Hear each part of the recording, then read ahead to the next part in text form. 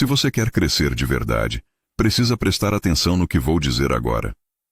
Existe um comportamento que impede mais pessoas de evoluir do que falta de talento, dinheiro ou oportunidade. E quase ninguém admite que faz isso. Não é preguiça, não é falta de capacidade. É algo muito mais sutil e muito mais devastador. É transformar medo em argumento lógico. É chamar insegurança de prudência, é chamar procrastinação de planejamento. É vestir sua paralisia com roupas de racionalidade até que você próprio acredite que é decisão sábia em vez de fuga disfarçada. E quanto mais inteligente a pessoa é, mais sofisticadas ficam as desculpas. Elas não me deram oportunidade. Eu precisava esperar o momento certo. Agora não é a melhor fase. Parece racional na superfície. Parece prudente. Parece até sabedoria. Mas quase sempre é autoproteção. É o medo vestido com a máscara da lógica. Hoje você vai identificar 8 desculpas específicas que pessoas realmente bem-sucedidas se recusam a usar, mesmo quando seria confortável usá-las. E talvez o mais desconfortável seja perceber que algumas dessas frases já se tornaram parte da sua identidade. Que você as repete tão automaticamente que nem percebe mais que são desculpas. Porque sucesso não começa quando tudo melhora. Não começa quando as condições ficam perfeitas. Não começa quando você finalmente se sente pronto. Começa quando você para de negociar com suas próprias justificativas. Começa quando você reconhece a desculpa pelo que ela é e escolhe agir apesar dela. Conheci alguém que tinha todas as ferramentas para crescer profissionalmente. Formação sólida, experiência relevante, rede de contatos, habilidades técnicas acima da média. E durante 5 anos essa pessoa ficou no mesmo lugar. Mesma posição, mesmo salário, mesmas responsabilidades. E tinha uma narrativa completa sobre porquê. Uma narrativa sofisticada, lógica, cheia de evidências aparentes. O mercado está saturado. As empresas não valorizam especialistas como antes. Preciso esperar a economia melhorar. Não é o momento certo para fazer mudanças arriscadas. As pessoas que estão crescendo tiveram sorte ou contatos que eu não tenho. E cada uma dessas frases tinha um fundo de verdade. O mercado realmente estava competitivo. A economia realmente estava incerta. Algumas pessoas realmente tinham contatos privilegiados. Mas então ela observou outra pessoa com formação inferior, menos experiência, começar 2 anos depois dela. E em 3 anos essa outra pessoa já havia sido promovida 2 vezes. E estava ganhando 60% mais. Mesma economia. Mesmo mercado. Mesma empresa, inclusive. E aquilo quebrou a narrativa. Porque se as circunstâncias externas fossem realmente o bloqueio, ambas estariam bloqueadas. Mas não estavam. Uma estava bloqueada pelas próprias desculpas. A outra estava crescendo apesar das mesmas circunstâncias. E quando finalmente teve uma conversa honesta consigo mesma, ela percebeu que cada uma daquelas desculpas era forma sofisticada de evitar o desconforto real. O desconforto de tentar e talvez falhar publicamente. O desconforto de sair da zona de competência e ser iniciante em algo novo. O desconforto de negociar valor próprio. O desconforto de ser visível e potencialmente criticada. Todos os medos eram reais, mas as desculpas transformavam medo em lógica. E lógica é mais confortável que admitir medo. Essa história se repete milhares de vezes por dia. Pessoas com capacidade real, com recursos reais, com oportunidades reais, que ficam paralisadas não pelo que falta, mas pelas narrativas sofisticadas que constroem sobre o que falta. Se isso faz sentido, deixa o like agora e se inscreve no canal. Vamos lá. Antes de entrar nas 8 desculpas, você precisa entender o mecanismo que as torna tão perigosas. Porque não é a desculpa em si. É o que a desculpa faz com sua identidade ao longo do tempo. Toda vez que você usa uma desculpa e a aceita como verdade, você reforça uma narrativa interna. E essa narrativa se solidifica gradualmente, quase imperceptivelmente. E quando solidifica completamente, ela deixa de ser desculpa ocasional e vira quem você é. Eu não tive oportunidade. Repetido 100 vezes vira: eu sou alguém a quem não dão oportunidades. Não era o momento certo. Repetido 100 vezes vira: Eu sou alguém que sempre perde o timing. E quando a desculpa vira identidade, você para de procurar saídas. Porque sua própria mente já decidiu que não existem saídas possíveis para alguém como você. O problema deixou de ser circunstancial e virou essencial. E aqui está o que torna isso ainda mais perigoso. Seu cérebro tem um viés poderoso chamado viés de confirmação. Ele procura ativamente por evidências que confirmam o que você já acredita, e ignora ou minimiza evidências que contradizem. Então, quando você constrói identidade sobre desculpa, seu cérebro começa a filtrar realidade para confirmar essa identidade. Você vê apenas os exemplos que confirmam que você não tem oportunidades, e ignora as oportunidades que aparecem, porque elas não se encaixam na narrativa instalada. Você não está apenas usando desculpas. Você está construindo o sistema operacional mental que filtra a realidade através das desculpas. E então você jura que está sendo objetivo, que está apenas descrevendo fatos. Mas não está. Está descrevendo versão de realidade que seu sistema operacional deixou passar pelo filtro das desculpas que você instalou. Pessoas de sucesso não são as que nunca sentem medo. Não são as que nunca têm dúvidas. Não são as que sempre têm condições perfeitas. São as que desenvolveram intolerância para suas próprias desculpas. Elas sentem o impulso de justificar. Sentem o conforto tentador da narrativa de vítima. Sentem a atração magnética de culpar circunstâncias externas. Mas escolhem não alimentá-la. Escolhem não construir identidade sobre ela. Escolhem não deixar que se torne o filtro através do qual vem toda a realidade. Marco Aurélio não acordou sábio. Ele teve um método diário que transformou sua mente em fortaleza. A diferença não era talento, era disciplina aplicada. E é exatamente isso que falta para a maioria. Não é força, é um mapa claro.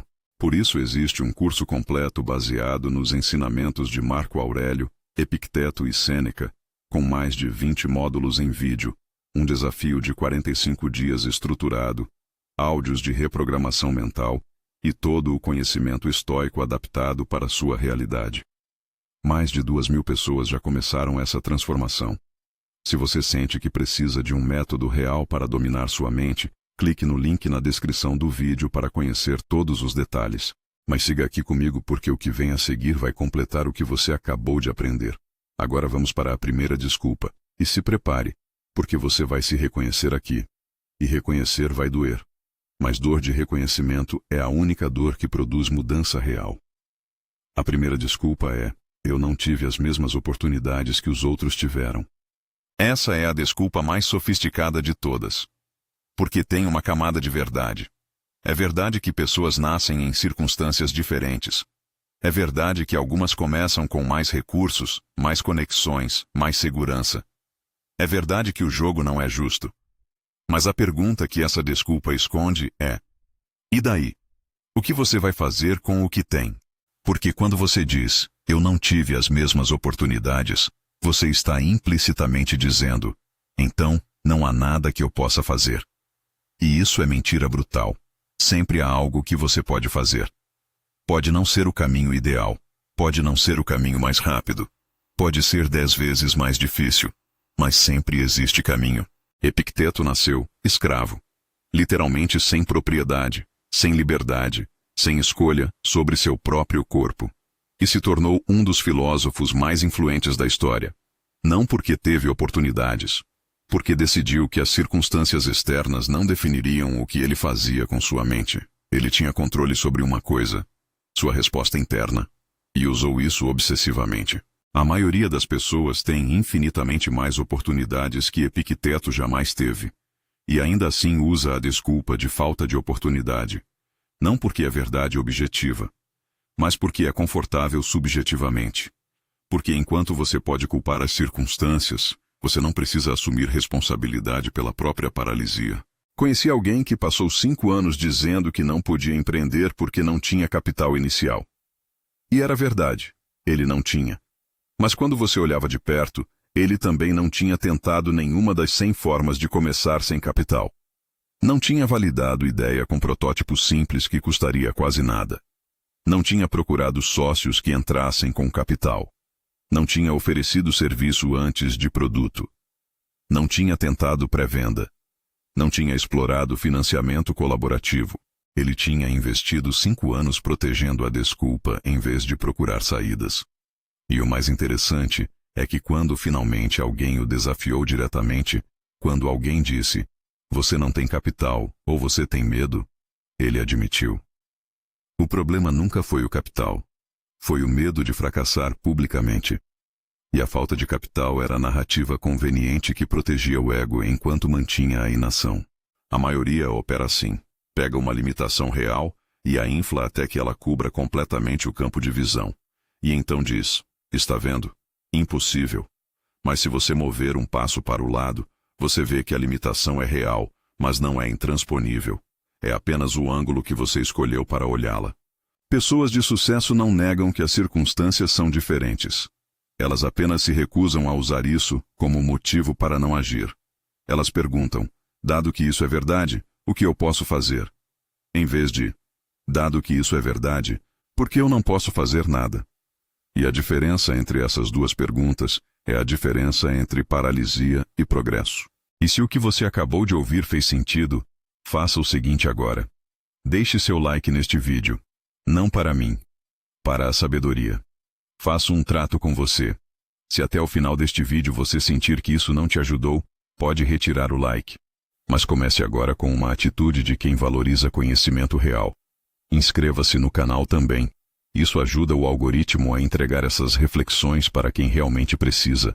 E me conta nos comentários. De que cidade você está assistindo? É incrível ver até onde isso está alcançando. Agora vamos mais fundo. A segunda desculpa é: eu não tenho tempo suficiente. Essa é a desculpa mais usada e a mais aceita socialmente. Porque vivemos em uma cultura que glorifica estar ocupado.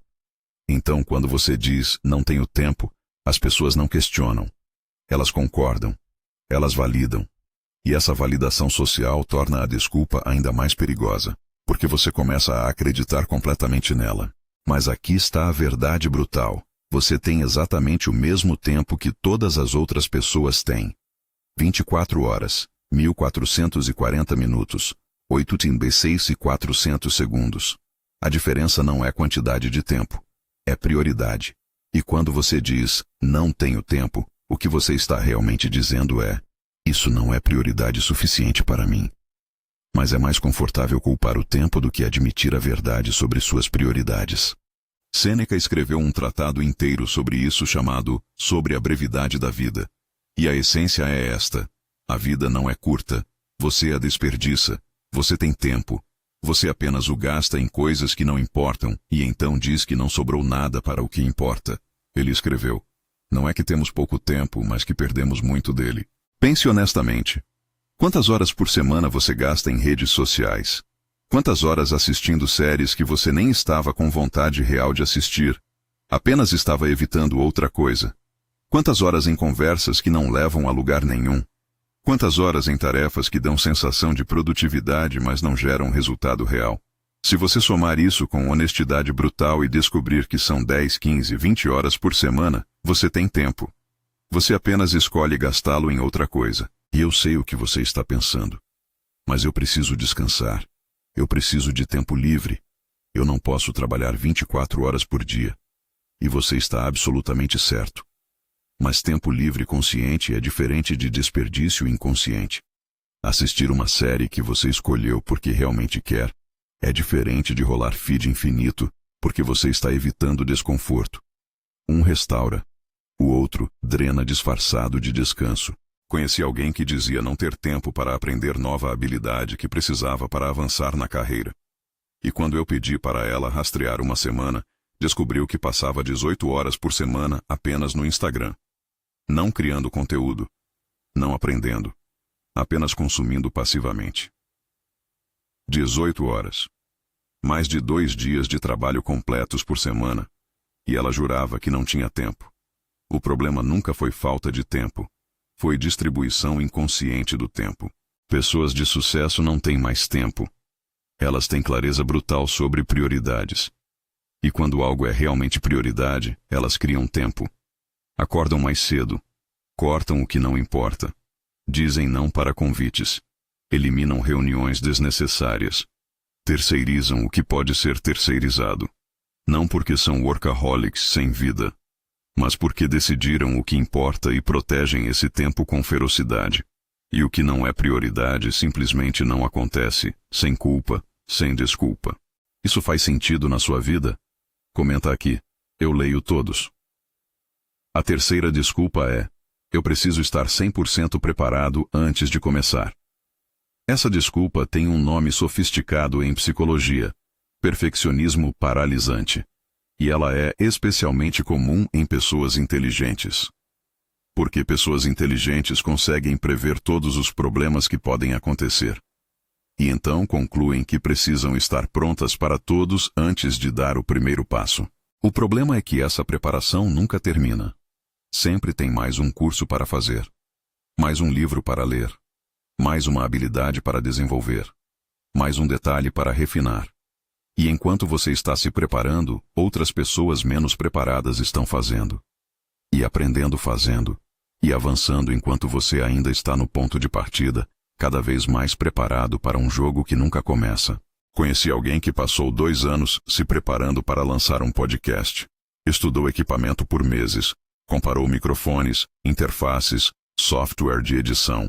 Estudou teoria de áudio, frequências, compressão. Estudou storytelling, estrutura narrativa, arcos dramáticos.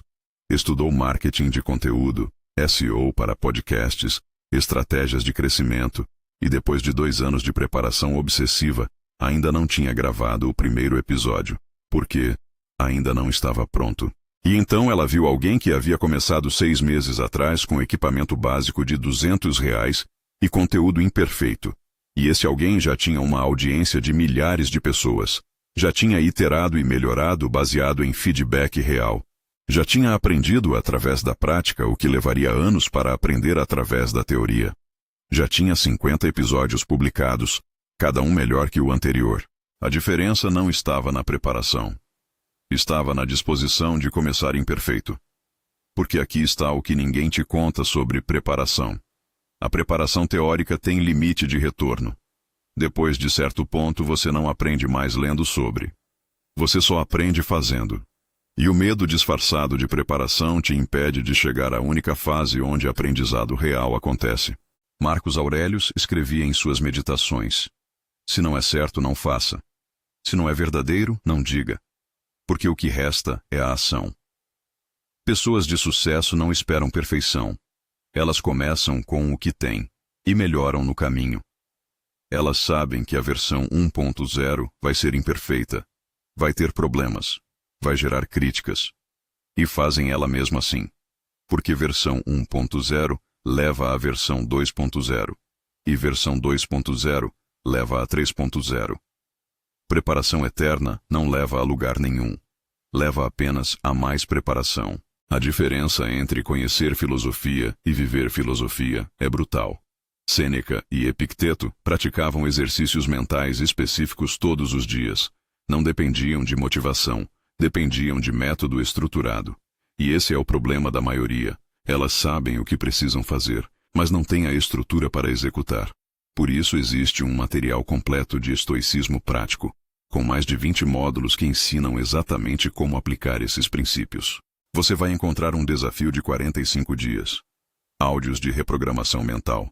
E todo o conhecimento dos grandes estoicos, traduzido para a vida moderna. Isso já transformou mais de 2.000 pessoas. Clique no link na descrição do vídeo para conhecer todos os detalhes. Mas siga aqui comigo para absorver o resto deste conteúdo. Marcos Aurelius escrevia em suas meditações: se não é certo, não faça. Se não é verdadeiro, não diga. Porque o que resta é a ação. Pessoas de sucesso não esperam perfeição. Elas começam com o que têm e melhoram no caminho. Elas sabem que a versão 1.0 vai ser imperfeita. E fazem ela mesmo assim. Porque versão 1.0 leva à versão 2.0. Preparação eterna não leva a lugar nenhum. Essa revelação vale o seu like. Se você concorda, deixa aí embaixo. A quarta desculpa é: isso funcionaria se eu tivesse nascido em outra geração. Essa é a desculpa nostálgica. A que romantiza o passado ou o futuro e usa isso para justificar inação no presente. Era mais fácil comprar casa na geração dos meus pais. Daqui a uns anos a tecnologia vai facilitar isso. Eu nasci na geração errada. Se eu tivesse começado 10 anos atrás, quando o mercado estava diferente. Daqui a 5 anos, quando as condições melhorarem. E novamente, tem camadas de verdade. Cada geração tem vantagens e desvantagens diferentes. O custo de moradia realmente mudou em relação à renda. A tecnologia realmente facilita algumas coisas e complica outras. Mas a pergunta que essa desculpa esconde é a mesma. E daí? Você vai ficar ruminando sobre como seria melhor em outra época, ou vai agir com o que tem agora? Cada geração acha que a anterior teve mais fácil e a próxima terá mais fácil. É um padrão humano universal de olhar para qualquer lugar exceto o presente. Porque o presente exige ação. Passado e futuro apenas exigem imaginação. E imaginação é confortável. Ação é desconfortável. A geração dos seus pais tinha casas mais baratas. Mas não tinha internet. Não tinha acesso a conhecimento gratuito e limitado. Não tinha capacidade de construir negócio global com computador e Wi-Fi. Não tinha ferramentas que custam zero para começar. A próxima geração terá inteligência artificial mais avançada, automação melhor, ferramentas ainda mais poderosas, mas também terá competição intensificada, problemas novos que você não consegue prever, e desafios específicos da época deles. E cada geração vai olhar para trás e achar que a sua era melhor em algo, e olhar para frente e achar que a próxima terá ainda mais facilidade. É um loop infinito de desculpa temporal. Se ao menos eu tivesse nascido em X, ou se ao menos eu pudesse esperar até ir. E enquanto você está olhando para todos os tempos exceto agora, o agora passa, e você não faz nada. Pessoas de sucesso não negam que as circunstâncias mudaram. Elas apenas se recusam a usar isso como desculpa. Elas perguntam, dadas as ferramentas e limitações desta época específica, o que é possível? E então fazem o possível. Não o que seria possível em outra época. O que é possível agora. Com o que existe agora. No contexto que existe agora. Se você se reconheceu nisso, comenta. Eu. Só isso. Lembra do que foi dito no início? Que a verdadeira barreira não é falta de talento ou oportunidade, mas transformar medo em argumento lógico? Você acabou de ver isso em 4 formas diferentes. Culpar falta de oportunidade quando o problema é falta de tentativas criativas. Culpar falta de tempo quando o problema é falta de priorização consciente. Culpar falta de preparação quando o problema é perfeccionismo paralisante. E culpar a geração errada quando o problema é romantização temporal. Tudo isso são formas sofisticadas de vestir o medo com roupas de racionalidade. E quanto mais inteligente você é, mais convincente essas roupas ficam. Até para você mesmo. Você não está sozinho nisso. Mais de 90% das pessoas operam nesses padrões a maior parte do tempo. A diferença entre você e elas agora é que você está reconhecendo. E reconhecimento é onde mudança real começa. A 5ª desculpa é: eu tentei uma vez e não deu certo. Essa desculpa confunde fracasso com derrota permanente. Ela transforma uma tentativa que não funcionou em evidência de impossibilidade. E isso é lógica completamente invertida. Uma tentativa que não funciona não é prova de que não dá certo. É prova de que aquela abordagem específica, naquele momento específico, com aqueles recursos específicos, não funcionou. Mas para a maioria das pessoas, o primeiro fracasso é suficiente para abandonar. Porque o fracasso machuca o ego, fere a autoimagem, gera vergonha social. E é mais fácil dizer, tentei e não deu certo, do que admitir, tentei uma vez de uma forma e desisti antes de tentar de outras formas porque o fracasso me assustou. Edison testou mais de 1000 materiais antes de encontrar o filamento certo para a lâmpada. E quando perguntaram sobre os fracassos, ele disse, não falhei 1000 vezes, descobri 1000 formas que não funcionam. Essa é a mentalidade de alguém que não confunde tentativa com resultado final, que não vê fracasso como identidade, mas como informação. Conheci alguém que tentou negociar aumento uma vez. O chefe disse não. E ela concluiu, eles não valorizam meu trabalho aqui. E parou de tentar. Não perguntou por quê. Não perguntou o que precisaria fazer para conseguir no futuro. Não perguntou quais critérios eram usados para decisões de aumento. Não tentou timing diferente. Não preparou o caso melhor com evidências de valor entregue. Uma negativa virou conclusão permanente sobre seu valor na empresa. E o pior é que essa conclusão se espalhou. Ela parou de tentar outras coisas também. Parar de propor projetos novos. Parou de buscar responsabilidades maiores, porque havia construído identidade sobre o fracasso. Eu sou alguém que tenta e não consegue. E identidade determina a ação. Se você é alguém que não consegue, por que tentar de novo? Para confirmar a identidade negativa que você já construiu. Melhor não tentar e manter a incerteza do que tentar e confirmar a derrota. Mas aqui está o que ela não entendeu. O não do chefe não era sobre ela. Era sobre o orçamento daquele trimestre, sobre timing de ciclo de avaliações, sobre política interna que ela não via. 3 meses depois, outra pessoa do time pediu aumento da forma certa, no timing certo, com o caso certo, e conseguiu.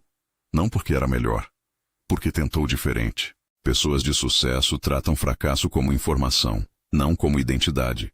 Não funcionou? Ótimo. Agora eu sei uma forma que não funciona. O que posso mudar? Timing, abordagem, preparação, público, proposta. E tentam diferentes até funcionar ou até concluírem racionalmente que aquele caminho específico não é viável. Mas essa conclusão vem depois de múltiplas tentativas com múltiplas variações, não de uma única tentativa. Se você ainda não se inscreveu no canal, faça isso agora. Lembre-se de se inscrever para ter acesso aos nossos conteúdos em primeira mão. Ative o sininho para não perder nada. Agora vamos continuar. A sexta desculpa é: as pessoas não entendem minha situação específica. Essa é a desculpa da singularidade. A que assume que sua situação é tão única, tão especial, tão diferente de todas as outras, que os princípios gerais não se aplicam a você. E, portanto, você tem justificativa especial para não agir. Você é exceção. Suas circunstâncias são incomparáveis. E quem não está na sua posição exata não pode opinar. Você não entende, minha família é diferente. Você não entende, meu trabalho tem especificidades que ninguém mais tem. Você não entende, eu tenho obrigações que outros não têm. Você não entende, meu chefe é impossível. Você não entende, meu mercado é único. E pode ser verdade que sua situação tem particularidades, mas raramente é tão única quanto você pensa. E mesmo que seja, ainda existem princípios que se aplicam. Essa desculpa é perigosa porque é imbatível. Porque ninguém pode provar completamente que entende sua situação. Sempre vai haver algum detalhe, alguma nuance, algum contexto que você pode usar para dizer, mas você não sabe como é realmente. E então você pode se manter na paralisia protegida por essa singularidade assumida. Ninguém pode ajudar porque ninguém entende. E se ninguém entende, você não precisa escutar conselhos. E se você não precisa escutar conselhos, você pode continuar exatamente onde está. Epicteto ensinou: as circunstâncias não fazem o homem, elas o revelam. Duas pessoas na mesma situação tomam decisões completamente diferentes, porque a situação não determina a ação. A forma como você interpreta a situação determina a ação. E quando você usa a singularidade da sua situação como escudo, você está escolhendo interpretação de impotência. Você está escolhendo ver sua situação como intransponível, em vez de desafiadora, mas navegável. Conheci 2 pessoas que trabalhavam na mesma empresa com o mesmo chefe notoriamente difícil. Mesma situação objetiva. Uma delas dizia constantemente: vocês não entendem como é trabalhar para essa pessoa. É impossível crescer aqui. A outra dizia: ele é difícil, mas descobri que se eu apresentar propostas com dados sólidos e não levar críticas para o pessoal, ele respeita. 3 anos depois, a primeira ainda estava na mesma posição reclamando da mesma coisa. A segunda havia sido promovida 2 vezes. Mesma situação. Resultados opostos. A diferença não estava na situação. Estava na disposição ou não de encontrar formas de navegar a situação em vez de usá-la como desculpa. Pessoas de sucesso não negam particularidades, mas elas procuram padrões aplicáveis em vez de focar em diferenças intransponíveis. Elas perguntam: quem já navegou situação similar? O que funcionou para eles? O que eu posso adaptar? Que princípios universais se aplicam aqui mesmo com as particularidades? Em vez de ninguém entende, então ninguém pode ajudar, então eu não preciso tentar, então posso ficar onde estou sem culpa. Você conhece alguém que precisa ouvir isso? Compartilha esse vídeo.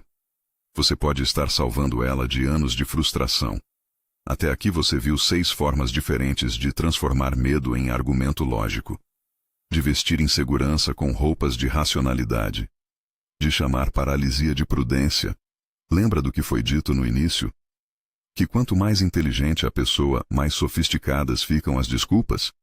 Você acabou de ver isso em detalhes. Falta de oportunidade soa mais racional que admitir falta de criatividade para encontrar caminhos alternativos. Falta de tempo soa mais racional que admitir falta de priorização consciente. Precisar estar preparado soa mais racional que admitir perfeccionismo paralisante. Geração errada soa mais racional que admitir romantização temporal. Tentei e não deu certo soa mais racional que admitir que desistiu depois da primeira tentativa. Situação única soa mais racional que admitir que está usando particularidades como escudo contra a ação. Todas essas desculpas parecem análise objetiva da realidade, mas são interpretações subjetivas que protegem o ego enquanto mantém a paralisia. E as 2 últimas desculpas que você vai ver agora são talvez as mais perigosas, porque atacam identidade e sensação diretamente. Preste atenção redobrada. A 7ª desculpa é: eu não sou o tipo de pessoa que consegue fazer isso. Essa é a desculpa de identidade fixa. A que assume que você é algo estático e imutável. E que, portanto, certas coisas são impossíveis para você, não porque você não aprendeu, mas porque você não é assim. Como se você fosse uma essência permanente, em vez de um conjunto de habilidades e crenças que mudam com escolhas e experiências.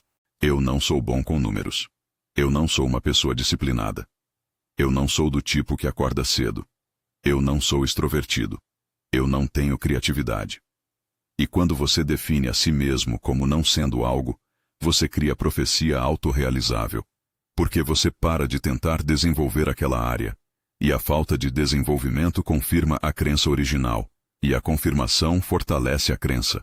É um ciclo que se perpetua e se reforça até se tornar identidade central. Mas aqui está a verdade. Você não nasceu com a maioria das coisas que você é hoje. Você não nasceu falando seu idioma. Você não nasceu sabendo ler.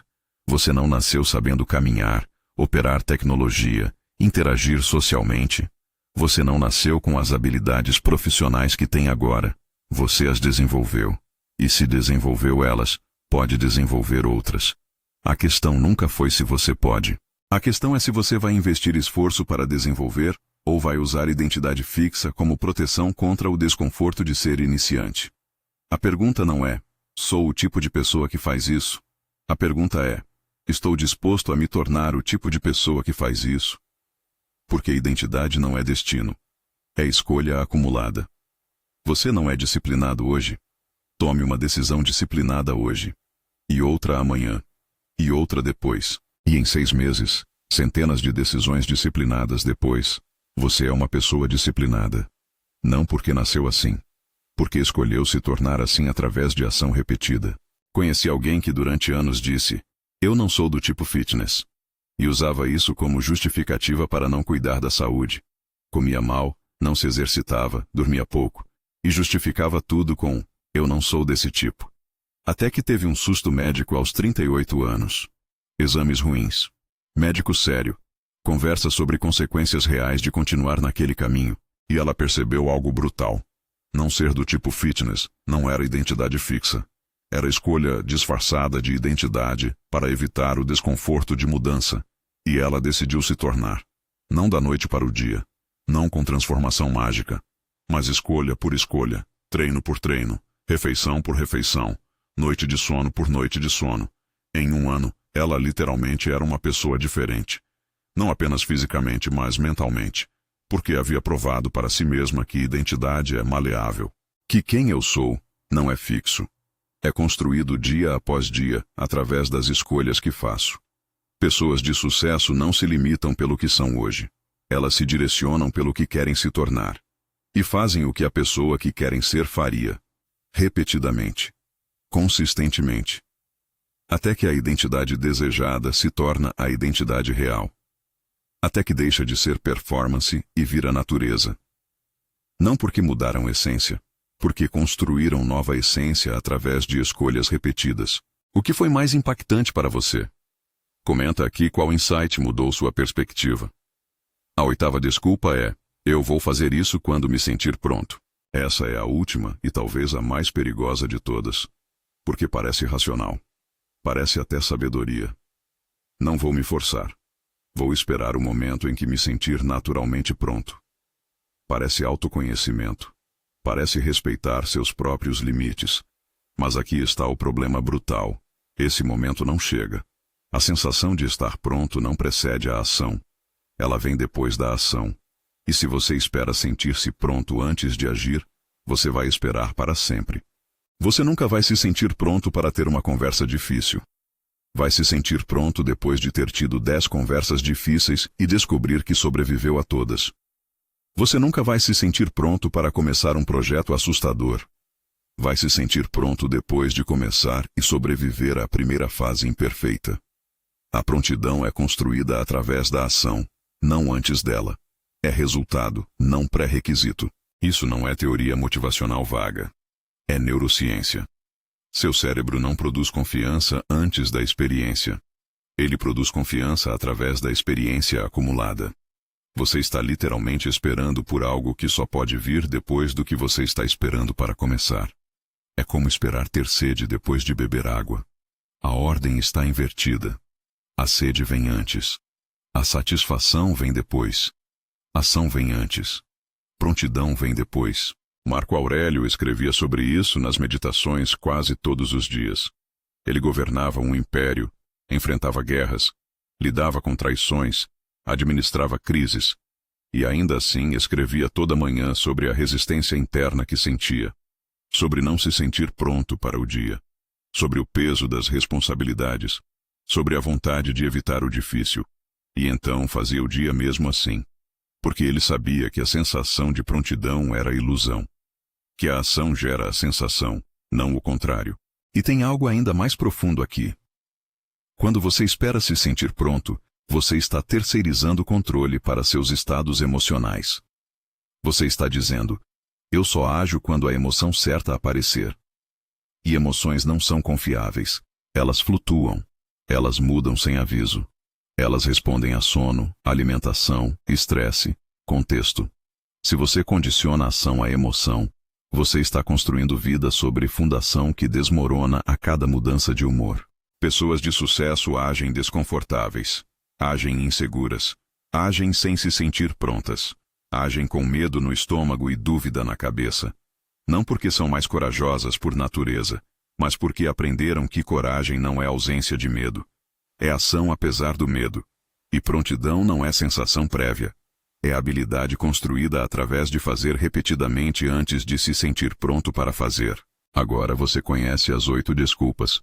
Mas existe algo que precisa ser dito antes de você tentar simplesmente parar de usá-las. Porque o problema não é apenas reconhecer a desculpa quando ela surge. O problema é o que fazer no momento exato em que ela surge. Porque ela vai surgir, de novo e de novo. Porque é padrão instalado. É rede neural que você fortaleceu por anos. E redes neurais não desaparecem porque você as reconheceu. Elas precisam ser substituídas por outros padrões. Então aqui está o que estoicos praticavam há 2000 anos. E o que neurociência moderna confirmou como única forma real de mudar padrões mentais arraigados. É uma técnica de 3 passos que você pode usar no momento exato em que a desculpa começa a se formar na sua mente. Passo 1. Reconheça e nomeie. No momento que a desculpa começar a surgir, nomeie-a mentalmente. Isso é a desculpa de falta de oportunidade. Isso é a desculpa de falta de tempo. Não julgue. Não combata. Apenas nomeie. Porque nomeação cria distância. Você deixa de ser a desculpa e passa a ser o observador da desculpa. E o observador tem escolha que a pessoa fundida com o pensamento não tem. Passo 2. Pergunte. Faça a pergunta que a desculpa está escondendo. A desculpa diz: eu não tive oportunidade. Você pergunta, dado que isso é verdade, o que eu posso fazer? A desculpa diz, eu não tenho tempo. Você pergunta, onde meu tempo está realmente indo e o que posso realocar? A desculpa diz, eu preciso estar pronto. Você pergunta, o que eu posso fazer agora, mesmo imperfeito? Você não está negando a limitação. Você está se recusando a usar a limitação como ponto final. Passo 3. Haja pequeno. Não precisa ser ação heróica. Não precisa ser transformação completa. Apenas uma ação pequena que contradiga a desculpa. A desculpa diz que você não tem tempo. Você reserva 15 minutos imediatamente. A desculpa diz que você não está pronto. Você começa o primeiro passo imperfeito. A desculpa diz que você não é o tipo de pessoa. Você age como o tipo de pessoa uma vez. Ação pequena quebra o padrão. E padrão quebrado perde poder. E aqui está o que acontece quando você faz isso repetidamente. Você não está apenas interrompendo desculpas. Você está construindo novo padrão neural. O padrão de reconhecer desculpa, questionar desculpa, agir apesar da desculpa. E cada vez que você faz isso, esse novo padrão fica um pouco mais forte. E o padrão antigo da desculpa automática fica um pouco mais fraco. Não desaparece, mas perde autoridade. Marco Aurélio não acordou um dia livre de todas as tentações de desculpas. Ele as sentia todos os dias. E escrevia sobre elas todos os dias. E praticava esses 3 passos todos os dias. Reconhecer, questionar, agir. E ao longo de décadas, construiu uma mente que tinha intolerância instalada para as próprias justificativas. Não porque nasceu assim. Porque treinou sistematicamente a interrupção do padrão. Você não vai fazer isso perfeitamente. Você vai esquecer. Você vai voltar ao automático. Você vai usar as desculpas sem perceber algumas vezes. Isso é normal. Isso é esperado. Isso faz parte do processo de mudança de padrão. O que importa não é perfeição. É direção. Você está usando a técnica mais vezes essa semana do que semana passada? Então está progredindo. E progresso é tudo que importa. Agora você conhece as 8 desculpas. E conhece a técnica de 3 passos para interrompê-las no momento que surgirem. Mas conhecer não é suficiente, porque o mais provável é que algumas dessas desculpas estão tão entranhadas na sua forma de pensar que você nem as reconhece como desculpas. Você as reconhece como verdades objetivas sobre você e sobre o mundo. Como fatos imutáveis. Como realidade inquestionável. Então vamos fazer diferente. Vamos fazer um teste honesto. Das 8 desculpas que você ouviu, quantas você já usou na última semana? Não ao longo da vida. Na última semana. Nos últimos 7 dias. E seja brutalmente honesto consigo mesmo. Porque ninguém está julgando. Só você e sua própria consciência estão nessa conversa. Se você usou 1 ou 2 desculpas essa semana, você está acima da média. A maioria das pessoas usa pelo menos metade dessas desculpas semanalmente sem perceber. E você está começando a desenvolver consciência que a maioria nunca desenvolve. Se você usou 3 ou 4, você é como a maioria, e tem trabalho a fazer. Mas o fato de você reconhecer já te coloca à frente. Porque a maioria usa as desculpas e nem sabe que está usando. Elas acreditam completamente que são verdades. Se você usou 5 ou mais na última semana, você está construindo identidade sobre justificativas. E isso precisa mudar urgentemente. Porque você está literalmente treinando seu cérebro a procurar razões para não agir. E quanto mais você treina, mais automático fica. E quanto mais automático fica, mais você se torna prisioneiro das próprias narrativas. Mas aqui está a boa notícia. A melhor notícia que você poderia receber hoje. Reconhecer é metade da batalha. Porque você não pode mudar o que você não reconhece. Você não pode interromper um padrão que você não vê acontecendo. E se você chegou até aqui, você reconheceu. Você viu as desculpas. Você entendeu o mecanismo. Você identificou os padrões. E entendimento é o primeiro passo para a escolha consciente. Sem entendimento, você está no automático. Com entendimento, você tem poder de escolha. Epicteto ensinava que liberdade não é ausência de obstáculos. É a capacidade de escolher sua resposta aos obstáculos. Você não controla se vai ter oportunidades iguais aos outros. Não controla se vai nascer na geração certa. Não controla se vai ter tempo abundante sem esforço. Não controla se as condições serão perfeitas. Não controla se vai se sentir naturalmente pronto. Mas você controla uma coisa completamente. Uma única coisa que ninguém pode tirar de você. Você controla se vai usar essas circunstâncias como desculpa ou como contexto dentro do qual você age. E essa escolha, repetida diariamente, múltiplas vezes por dia, em cada pequeno momento de decisão, é o que separa pessoas que crescem de pessoas que estagnam. Não talento, não sorte, não circunstâncias favoráveis. A disposição ou não de usar as circunstâncias como desculpa versus a disposição de agir apesar e através das circunstâncias. Marco Aurélio governou Roma no meio de guerras devastadoras e pragas que mataram milhões. Sêneca foi exilado e perdeu tudo múltiplas vezes. Epicteto foi vendido como escravo quando criança e passou décadas sem liberdade física. E todos eles deixaram legados que atravessam 2000 anos. Não porque tiveram condições perfeitas, não porque tiveram oportunidades abundantes, não porque nasceram na geração certa, mas porque se recusaram sistematicamente a usar as condições imperfeitas como justificativa para não fazer o que podiam fazer com o que tinham. Você tem mais recursos do que qualquer um deles teve. Você tem mais acesso à informação, mais ferramentas tecnológicas, mais possibilidades de conexão, mais oportunidade de aprendizado, mais caminhos disponíveis. A questão não é se você pode crescer. A questão não é se você tem capacidade. A questão é se você vai parar de negociar com suas próprias desculpas e simplesmente fazer o que precisa ser feito. Agora você entende que as 8 desculpas não são sobre circunstâncias. São sobre identidade. São sobre a história que você escolhe contar para si mesmo sobre por que você não age. E que pessoas de sucesso não têm menos medo, ou menos dúvidas, ou menos obstáculos. Elas apenas desenvolveram intolerância para suas próprias justificativas. E aqui está o que realmente está em jogo. Não é apenas sobre sucesso profissional. Não é apenas sobre dinheiro ou reconhecimento ou status.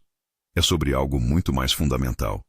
É sobre quem você se torna ao longo de décadas de usar ou não usar essas desculpas. Porque cada desculpa aceita não apenas te mantém onde está. Ela te move ativamente para trás. Porque o mundo não fica parado.